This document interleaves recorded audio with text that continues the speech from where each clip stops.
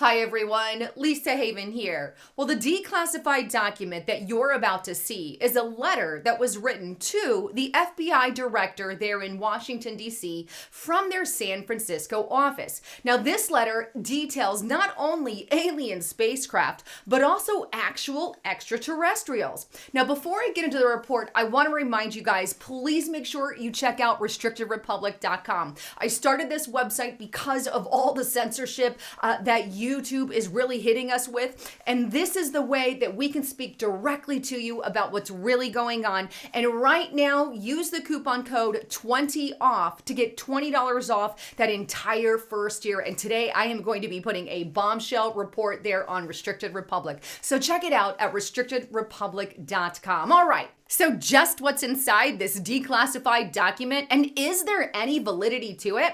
Well, the report can be found on a government website, FBIVault.gov. Now, this is a website that has existed for quite some time, and it has really detailed reports of what the American people have reported to have seen all throughout the years in regards to UFOs and UFO activity. But this one is rather interesting because, like I stated before, it's a letter that was sent to the director of the FBI in Washington, D.C., directly from their San Francisco office. But let me take you straight to the report so you can see it for yourself. Again, this is found on FBIVault.gov, and the report is titled UFO Section 1. Now, if you scroll down to page 21 and 22 of the report, here's what it details on page 21. The report is addressed to a lieutenant colonel, and it details the events surrounding July 8th, 1947. As you guys are probably already well aware, that is the events that transpired in Roswell, New Mexico, with all the UFO alien hype. That's why I wanted to bring this information to the forefront. But let's scroll on to page 22 and read what it has to say. And it says this about what they discovered that day. Part of the disc carry crews, others are under remote control. Their mission is peaceful. The visitors contemplate settling on this planet. The visitors are human-like, but much larger in size. They are not excarnate Earth people, but come from their own world. They do not come from any, quote, planet, as we use the word, but from a planet which interpenetrates with our own and is not perceptible to the U.S. The bodies of the visitors and the craft also automatically materialize on entering the vibratory rate of our dense matter. The disk possess a type of radiant energy, or a ray, which will easily disintegrate any attacking ship. They re-enter the esoteric at will and so simply disappear from our vision without a trace. The region they come from is not the astral plane, but corresponds to the Lacus and Talus. Students of esoteric matters will understand these terms. Now, this is interesting. Here we have an actual account written in a declassified document of some kind of beings that are much larger in size than the human race. You know, this really reminds me of things that we heard in the Bible. The Bible details multiple accounts about giants and the human race. Remember the story about David and Goliath, where David took his slingshot and killed the giant Goliath? Could it be that there is some kind of link between then and now? Which I obviously believe that there is. And I believe these things could be, if they're out there, and I believe it's very possible that they could be the fallen angels spoken of in Bible prophecy. But if you want more information on that, you got to check out stevequayle.com. He's got lots of information on that. Now, with that, as most of you are already well aware, and I've been stating here on my channel, the U.S. government agencies are going to release what they know about UFO and UFO technology. What exactly is going on? Is there more that we need to know?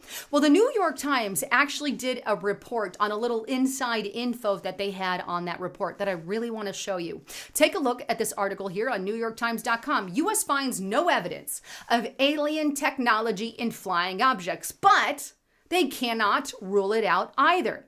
The article states American intelligence officials have found no evidence that aerial phenomenon witnessed by Navy pilots in recent years are alien spacecraft, but they still cannot explain the unusual movements that have mystified scientists and the military, according to a senior administration officials who were briefed on the findings of a highly anticipated government report. The report determines that a vast majority of more than 120 incidents over the past 2 decades did not originate from any American military or other advanced U.S. government technology, the officials said. That determination would appear to eliminate the possibility that Navy pilots who reported seeing unexplained aircraft might have encountered programs the government meant to keep secret. But that is about the only conclusive finding in the classified intelligence reports, the officials said. And while a forthcoming unclassified version expected to be released to Congress by June 25th will present few other firm conclusions, senior officials briefed on the intelligence conceded that the very ambiguity of findings meant the government could not definitively rule out theories that the phenomenon observed by military pilots might be alien spacecraft. So out of that particular conclusions, here's 2 things that I gather from that. Number 1, there is no evidence, according to the U.S. government, of various UFO sightings over the years that they are specifically alien related, if you will. And second, the government has no idea what it is. None whatsoever. So in other words, they're going to reveal to the American public that something's going on in our skies and they have no clue. I highly doubt. I'm just saying, I do believe that they actually have a clue as to what's going on, but I just don't know that they're going to release it to the public as of yet. So it could be, yet again, a big nothing burger and more of the same. Here's all the stuff that happened and went on and we don't know.